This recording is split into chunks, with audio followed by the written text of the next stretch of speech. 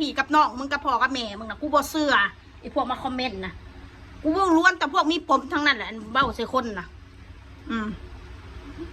เห็นคนอื่นได้ดีกว่าบ่ได้ตายผัวก็ดูแลไปแล้วคนเฮาบ่สบายอยู่น้ำกันมา10 ปี20 ปีน่ะมันก็ต้องซอยกันดูแลแหละข่อยเป็นเจ้าก็ดูแลข่อยเจ้าเป็นข่อยก็ดูแลเจ้าผัวเมียมันว่าแม่นแนวสิมานั่งเล่าให้กันดอกเรื่องเก็บเรื่องเป็นบ่มีผู้ใดอยากเป็นบ่มีดอกบ่แม่นเทวดาเกิดเป็นมนุษย์คนเฮาแล้ว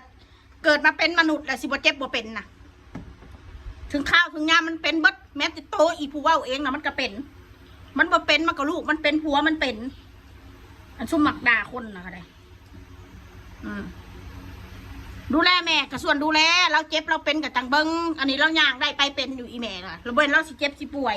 แล้วป่วยอ่อนๆแอดเรื่องป่วยแล้วก็ป่วยอยู่หันแหละพอยายเพชรแล้วมันเจ็บขาเราจนย่างมาได้เลยเขาก็ต้องดูแลว่าคนเจ็บคนป่วยแต่ชื่อมาว่าซ้ำองค์ซ้ำอ้อยอีหยังผู้ใดมาเสียกอยู่แต่ในห้องถ้ามันไปได้มันก็จะไปเบิดนั่นแหละคนเฮาอยู่ในห้องได้บุกเกิน2 มือตัวมดมือซ้ำติดซ้ำค้างขุก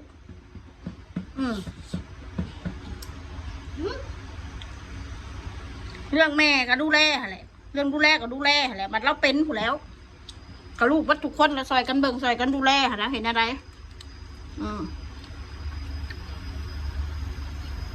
เพราะคือโตนี่บ่มีพ่อบ่มีแม่คือโตนี่บ่มีผัวคือโตนี่แบบลักษณะผัวป่วยสิบ่เบิ่งสิบ่แย่งเลยนะคำบอกคำจาของพวกมันนะพี่น้องกูบ่แม่นคนหนึ่งสันเดอร์เห็นบอกกูปากแบบนี้นะดูแลกันจนสุดกำลังหมดแล้วจนมาบ่ไหวแล้วสู้มาได้แล้วขอปล่อยเห็นอะไรแต่แนวนั้นตัวไปหาหมอดิ้นรนไปถ้ามันสิตายดีกว่าไหนคนเฮาเห็นอะไรบ่ดูแลกันตอนเจ็บตอนป่วยสิไปดูแลกันตอนใดผัวเมียบ่เห็นใจกันตอนถูกตอนยากสิไปเห็นใจกันตอนใดบ่แม่นสิมีสุขแล้วก็สิเอาแต่ความสบาย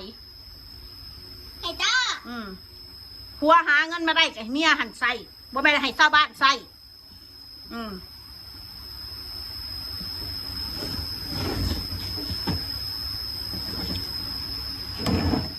คำกับหมักแบงดา2 คำกับหมักแบงดาสิบอกไปนะผัวกูนั่นได้เงินมาบ่เคยจัดบ่เคยบ่ายให้เมียบัดชุบาทจะไปใส่นี่มองนี่เด้อเท่าใส่นี่มองนี่เด้อจ่ายงวดรถให้ข่อยเด้อนั่นเด้อนี่เด้อเฮาเป็นเมียเฮาฮู้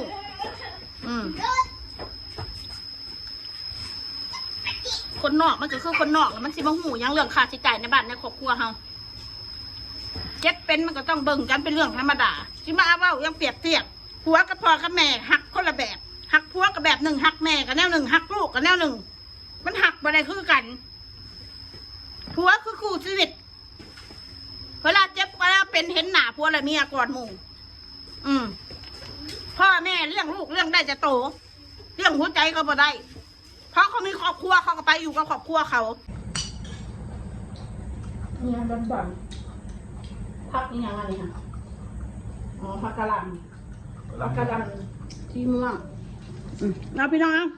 เพราะทำนี่ละให้พ่อกับแม่คลิปหนาเด้อ